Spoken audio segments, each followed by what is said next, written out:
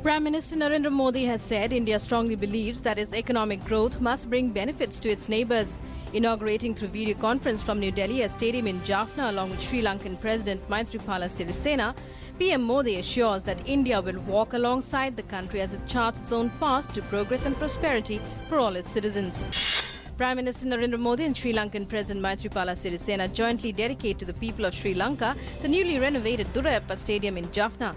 President Sirisena was present at the stadium in Jaffna while Prime Minister Narendra Modi joined the event through video conferencing from New Delhi. Union Finance Minister Arun Jaitley has said a successor to the RBI Governor Raghuram Rajan will be announced soon after the Reserve Bank chief announced he will not seek a second term when his tenure ends. Jaitley said the government appreciated Rajan's good work and respected his decision. Earlier, the RBI Governor in a message to the RBI staff said that he had decided to return to academia when his term as Governor ends on September 4th this year. The government has clarified that no target of 10 crore income tax base has been prescribed. An official release by Department of Revenue referred to its press release on Saturday in which it was stated that the Prime Minister had asked the tax authorities to take action against non-taxpayers so as to increase the number of taxpayers to at least 10 crores. Union Telecommunications and IT Minister Ravi Shankar Prasar has expressed confidence that the inflation would be under control soon as necessary steps are being taken to control prices of pulses in the country. The wholesale market index is under control, but only the prices of pulses and tomatoes have spiraled. The government has decided to import 6.5 million tons of pulses from Mozambique and African nations to tide over the increasing price, he said.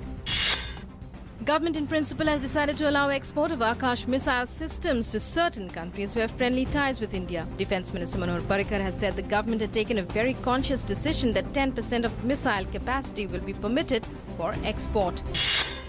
3 women flight cadets made history as they were commissioned as fighter pilots in the Indian Air Force for the first time ever. Defence Minister Manohar Parrikar termed as historic the induction of the first batch of the 3 women combat pilots. He said this will open a forum for more and more girls to join combat areas of the armed forces.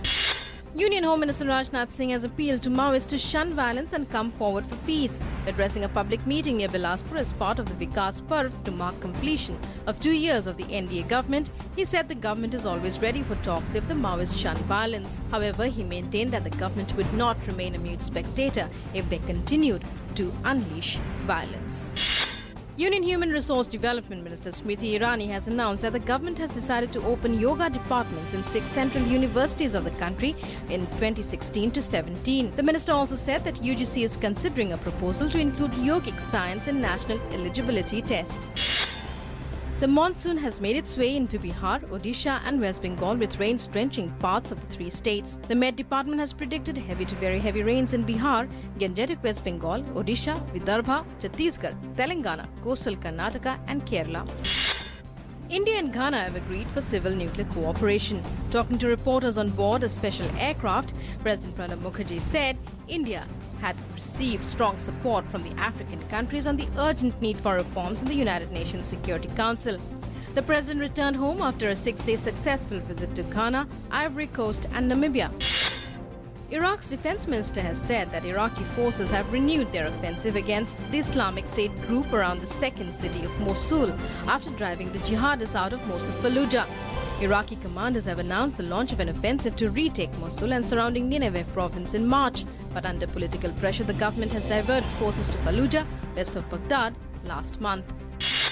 Egypt's toppled Islamist president Mohamed Morsi was sentenced to life imprisonment by court for passing state secrets to Qatar.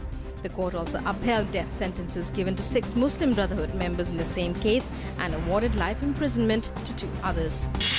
India suffered a shocking 2-run defeat against Zimbabwe in the first encounter of the 3-match T20 international series at Harare. Chasing a target of 171, India were restricted to 168 for 6. Needing only 8 off the final over, skipper MS Dhoni disappointed as he could not connect a single big shot during his sedate 19th of 17 balls. A single gene pathway that is vital for Zika and similar viruses to spread infection between cells has been found, according to a new study that may help develop therapies to prevent the disease that has been linked to serious birth defects. The study points to a potential drug target for Zika and other flaviviruses such as dengue and West Nile that have major impacts on public health.